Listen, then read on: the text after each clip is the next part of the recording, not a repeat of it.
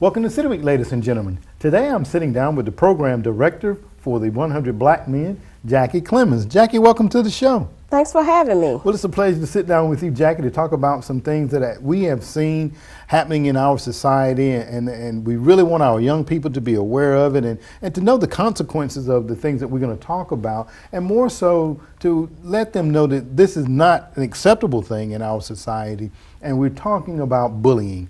And I know that you're the program director there at the 100 Black Men, but before we get started talking about the program, some of the things that you guys are doing, tell us a little bit about Jackie, first of all, and tell us a little bit about 100 Black Men. Okay.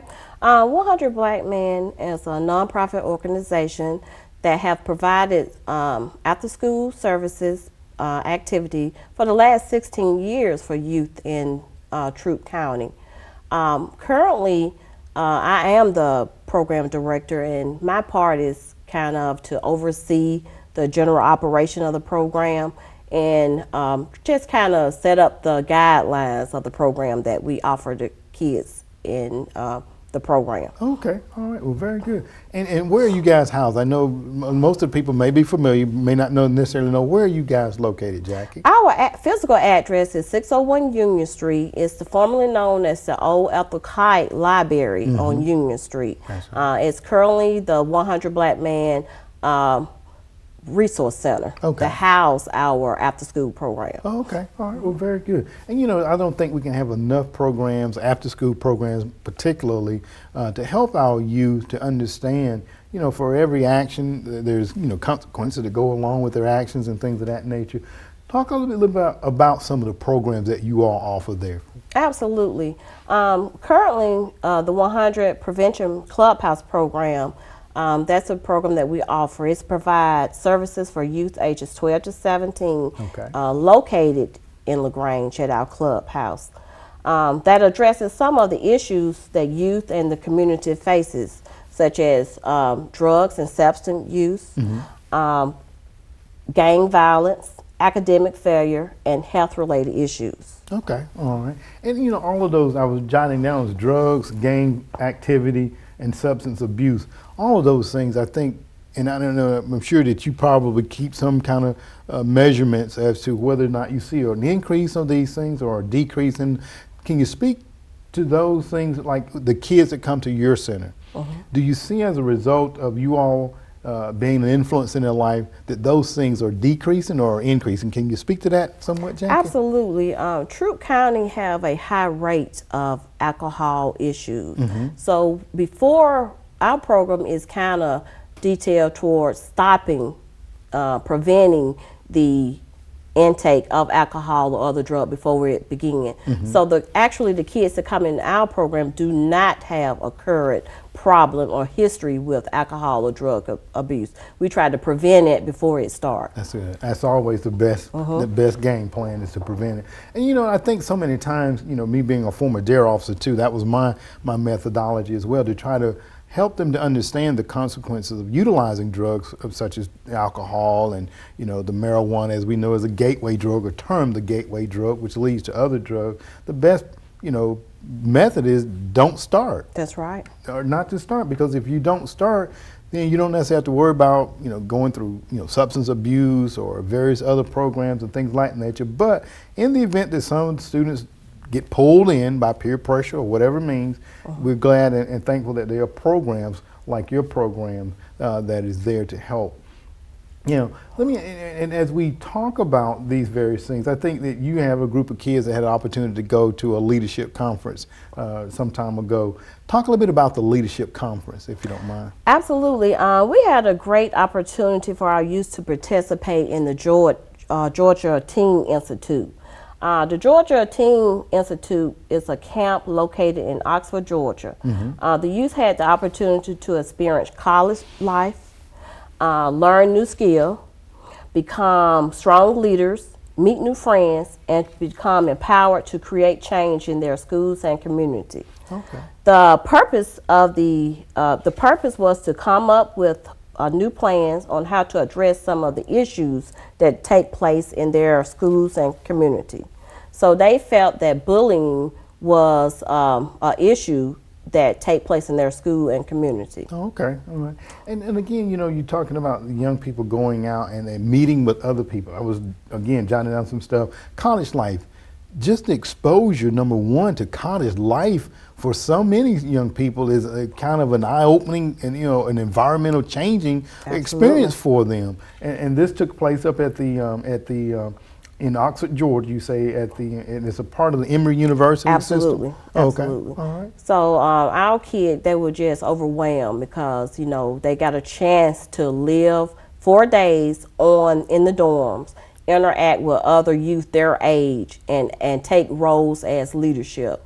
So they really had a great experience with this. Very good. And it's so important that I think that we take youth out of the environment that is so accustomed to being in and placing them in an environment that's positive, interactive, around more positive young people. And I think that helps them to be motivated and energized to come back and do, you know, great things in their community, as we're going to talk about some of the things that came out of the visitation up to Oxford, Georgia there. How many students were able to go up, Jackie? We were able to provide 5 youth to attend the leadership camp, and also 2 adult mentors attending. And so the purpose when they was there was to come up with a strategic plan to bring back to implement into the community about awareness, to get the awareness of bullying out. Okay. So the way that they felt they could do that was to do a prevention skit, which they performed at our clubhouse during a family event. So the parents and the community got a chance to see the skit, and also they did a public service announcement, with hopefully we would be able to view today. Okay, well, very good. So the students went up there, and as a result of them being there on the campus and being around other positive young people, they came back and spearheaded and put together a anti-bullying video. Is that correct? Absolutely, absolutely. They had a great experience with doing that, and it brought awareness to some of the issues that go on in our community and school. Okay, let me ask you, Jackie, and I know you can't speak for the students, but why do you think the students that went, why do you think they see bullying happening in our schools, or not necessarily in schools, but why do they think we see bullying happening in our community? It just peer pressure, try to fit in, and they just try to want to, you know, make awareness of it. So it's a lot of issues that the youth face in their community and school. So they just try to, you know, find positive way to deal with it. So bringing awareness to the situation help them, you know, do that. Okay, well, very good. And you know, we want to say thank you to the students, and I know if you brought their names, we just definitely want to say thank you to the students that actually went there to the Institute and came back and had the idea and the motivation to want to do something about something that we do see happening. You know, we've seen around the nation, you know, the consequences of a youth being bullied, or someone, you know, perhaps being bullied over a long period of time, you know, and tragically we've seen it, sometimes it ends up in death. That's right. And I don't want our young people to think that no one's as important that they would have to take their own life. That's right. So hopefully we'll get a chance to see that video. Now let me ask you, what do you hope that the students that are viewing the PSA and also the anti-bullying skit, what do you hope that they take away from that, Jackie? Awareness. You know, if this is happening to you, speak up, stand out. That's one of the message that the public service announcement speak on. You know, if you are being bullied, you know, you should always speak up, stand out, make it known to someone so you can get the help that you need. Okay. Let me ask you a question. Why do you think some of the students or individuals that may be being bullied, why do you think they don't speak to an adult? Why do you think they don't tell somebody? Probably just insecure, afraid, losing friendship from their peers, or some of the factors that they go through. Just, you know, life struggles. Okay, all right, well, very good. Well, again, we just hope that the students and everybody, you know, if you're bullying or if you're being bullied, just speak up. You know, talk to someone about it. Parents are always a great resource. You know, there's other resources in our communities that, there at the 100 Black Men, school counselors, Absolutely. anyone that you can just bring attention to it. Jackie, now what do you think is next for these students that have produced the PSA? What do you think is next for them? Well, we're going to continue to provide services for these youth. And so as we do monthly highlights. So I think our next highlight would be alcohol awareness. So we'll be able to shine some awareness on that situation or issues among youth. Okay, well, very good. Now, let me ask you now, if there was a student that was watching, or a parent that was watching this television program today, and they said, well, look, I want to get my son or daughter involved. Is there an opportunity for them to get their kid involved? Absolutely. Okay, how can they do that? Referrals go through the Troup County school system. We also have intake form that any parents or community member can call the 100 Black Men to get our intake form. And it have all the information on there about our program and how you would get your child into the program. Okay. Is there a cost for the students to be involved in? The program is free. Okay. Okay. Well, very good. Give us your, as we close out, if you don't mind, give us your contact number if you don't mind. Okay. The contact number is the 100 Black Men of West Georgia. All right. We could be reached at 706-812-1007. All right. Well, very good. Well, Jack, I want to thank you. And again, I want to say thank you to the students that went to Oxford, Georgia and had the mindset and the motivation to come back and produce a PSA that we're going to get an opportunity to show our viewing audience and hopefully, all involved, those that are watching, those that produced it, will come together and we can stop this anti-bullying or this bullying epidemic that seems like it's kind of taking on in our community, in our society. So I'm going to say thank you to for all that you're doing there at 100 Black Men, and thank you to the students once again. Thanks for having me. All right. Ladies and gentlemen, stay tuned. We're back for more City Week in just a moment.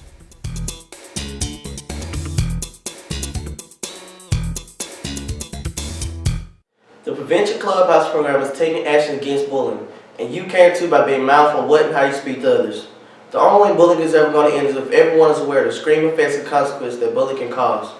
Did you know 1 out of every 10 students who drop out of school does so because of repeated bullying, and 15% of students' non-attendance is directly related to being bullied at school. Harassment and bullying have been linked to 75% of school shooting incidents. Suicide increased by 50% over the past 50 years for ages 10 to 14. There are several types of bullying, but the common types for children today are physical abuse, verbal abuse, social abuse, and cyberbullying. Kids who are bullied have a hard time standing up for themselves. They think the kids who bully them are more powerful than they are, which leads to feeling of sadness, being lonely, nervousness, low self-esteem, anxiety, addiction, depression, anger, fear, and sadly, suicide. As of today, 5.7 million children are victims of some form of bullying. Children are being bullied every day. Take a stand, intervene, stand up, be the voice of a child that isn't being heard. Let's stop the bullying. Be mindful of what and how you speak to others. The effect of bullying can follow a person into adulthood. By taking a stand today, we'll start the ending of bullying. Prevent bullying now. Stand up. Speak out. This public service announcement is sponsored by the 100 Black Men of West Georgia Incorporated.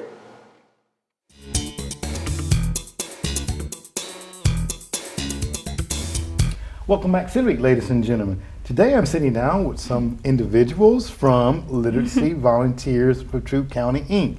I'm sitting down with the office manager / executive director, Karen McLean, and also sitting down with volunteer board member, Teresa Middleton. Ladies, welcome to the show. Thank you, Alton. Thank you. Well, it's a pleasure to have both of you all on the show today to talk about something that I know that is very important to both you ladies, and is awfully also is important to me as well, and that is literacy volunteers. Teresa and I both are board members, and Karen is our new office manager that we hired not very long ago. But I want to just kind of start out by just kind of introducing both you ladies. I know that neither one of you really need an introduction, but I want to start out with Karen. Tell us a little bit about Karen and some of your previous life experiences, if you don't mind. Okay, I have a 35-year social work career working with children. 30 of those years were at Troup DFACS. Okay. So I retired from there 4 years ago, and then I worked for Twin Cedars, again working with children. So it's just natural that I would still be interested in working in the field of social work, working with disadvantaged adults. That's right. And Karen and I have a relationship that goes years back too, because Karen Karen was instrumental in when I adopted my boy 20 years ago now. So thank you very much, Karen, for that. It was a pretty smooth transition compared to some of the stories I heard in other cases, though. So thanks so much for that, Karen. It was a pleasure working with you. Well, thank you very much. And Teresa, you're not only a board member, but you also have, I think, educational background, correct? Yes, I taught with the Troup County school system for 30 years. And I was in the lower elementary, kindergarten, first and second grades. Okay, well, very good. And you've been a board member now for about 5 years? Yes. All right. Not only are you a board member, but you are a tutor with the Literacy Volunteers, correct? Yes, I started off with one student, and I worked with her about a year, and then I was asked to help with some restructuring issues that were needed with the office because of my reading background, and I've enjoyed having that to do with the agency as well. Okay, well, very good. Now, Karen, I know that you're kind of fairly new to the agency there in your role as the office manager, executive director. Talk a little bit about a day-to-day, if you don't mind. Well, I work 3 days a week, Monday, Wednesday, and Thursday from 9 until 5. And typically when I arrive at 9, there are tutors and students there already busy. We have like a computer lab with 4 to 5 computers available for computer students, and then 3 places where students can be tutored in reading. We have a math tutor, and also recently we brought on a tutor who was working with ESOL students. Right now he's working with 2 Kurdish community residents. Okay. So some days we are very busy. Sounds like it. But you know, when we talk about literacy, that's something that's so important. And I think that I want to just ask the question, both you ladies, and I'll ask to you first, Teresa. Why do you think being a literate community is so important? Well, it impacts so many areas of life. Of course, education with children and jobs, health issues, and economic issues. And as a teacher, I've even had parents I've been concerned about if they could read and if they could help their children at home. And so I see this as a ministry to help in so many different ways with people to improve their lives. Okay, okay. Karen, I want to ask the same question of you. Teresa pretty much answered. I think my major concern is the impact that low literacy has on the children of the illiterate adults. They start school at a disadvantage. It's a known fact that they do not progress as well. There's a high dropout rate. They tend to have behavior problems. So I just feel like if we can work with the adults, eventually we're going to see improvements in the abilities of these children. Absolutely. You know, they talk about even reading to the child in the womb. Right. You know, it's so important that a child gets an early or a head start in life. You know, even in the womb, there, you know, by reading to them and you're just pointing out various things.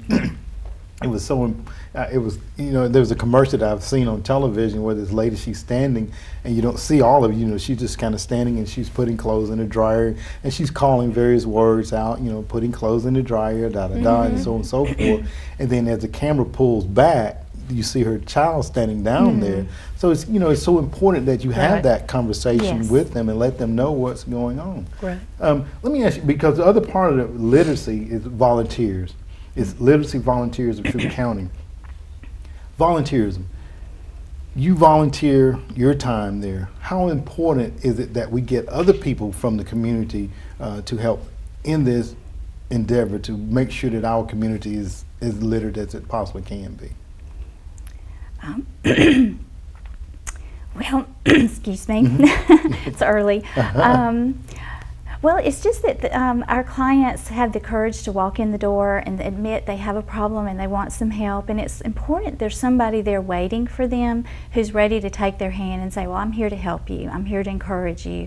And whenever someone comes in, we want to be able to serve them quickly, and having some tutors on hand, just waiting in the wings if necessary, that's really what we hope to have.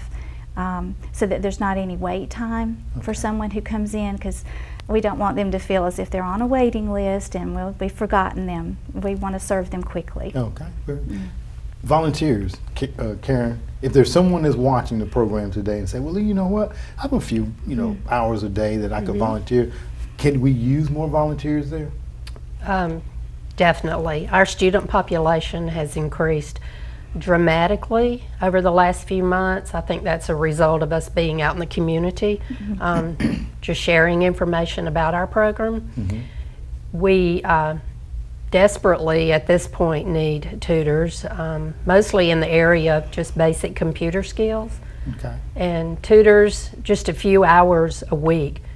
I mean, if you have just a few hours a week that you can come in and sit down with someone who wants to develop their computer skills for the purpose of being able to apply for a job online. They just have different needs. So we would love to have more tutors. Absolutely. Okay. There may be someone that may be thinking about it, but saying, well, you know what, I don't have any specialized training. I'm not from the educational background. Is there any special training that someone that might be viewing today to say, well, I can't do that because I don't have that special training? Is there any special training that they need, Teresa?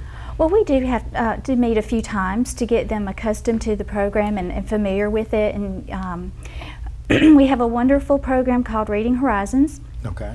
Which is the curriculum. It's already right there for you. You just read the manual before you teach. The software is an interactive lesson that the student sits at the computer to do, and you, as a tutor, you're there to facilitate that lesson. It's not all on you to present the information. The computer does a lot of that for you. Okay. And if you want to find out more, it's you can go to readinghorizons.com and see a good overview of what it's like. It's a phonics-based program, but it also incorporates a lot of other great reading skills, like writing and segmenting and fluency and those kinds of skills. Okay, well, very good. And I think we covered it, but I want to ask the question again because we're talking about reading. What are some of the other courses that we offer there at the Literacy and Volunteers, Karen?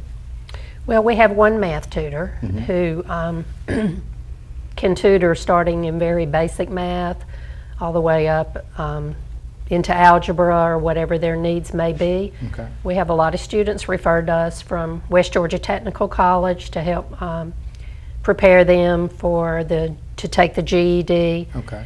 And we have computer tutors. Some of our computer students do not know how to type, and we'll start out with that, put them on the computer, teach them the keyboard, that kind of thing. And then we have some who type well and need specialized tutoring in Word or PowerPoint. So there's just a big variety that we offer, a lot of things we can do to help individuals. Okay, very good. Let me ask, is there any cost to the students coming through the programs at all? No, there's not. Okay. Talk about some success stories that you all have seen.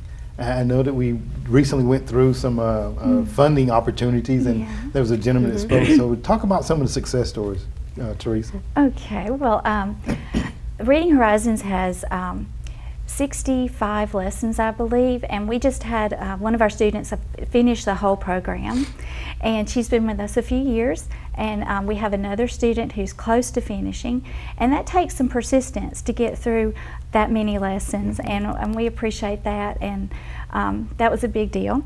But some successes are just every day looking for the positive, and they read a book and got all that new vocabulary, or they wrote a paragraph, and those are small everyday successes that wouldn't have happened otherwise.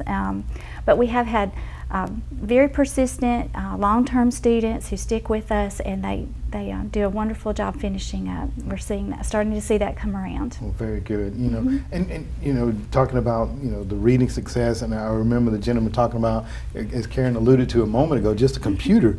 Just wanted to be able to get on the computer to kind of search the web, and even balancing his checkbook. I think it was one of the things he said he was so excited about being able to do. So when you help a person to dig deep within and expose those unhidden treasures, it's a win-win for that individual and also for the tutor as well.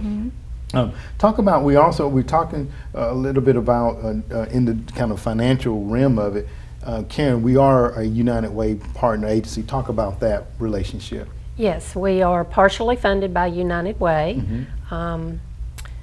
For the remainder of the funding that we need, we routinely apply for grants. Okay. We do public speaking, basically for local civic organizations, and hope that we might get a donation there. Okay. And also for anyone watching who would like to make a private donation, that is very possible. Okay, go ahead and give them that contact You can call information. Literacy Volunteers of Troup County. The number is 706-883-7837. And my name is Karen. We would be glad to work with you on that. Okay. Well, ladies, I want to thank both of you all for coming on and sharing information about Literacy Volunteers. And hopefully, if someone is watching, you have a few hours of a day, and if you'd like to volunteer some of your time, I'm sure Karen and Teresa would not turn that down. So, ladies, thank you very much for being on the show today. Thank you. Thank you, Alton. All right. Stay tuned. We'll be back for more City Week in just a moment.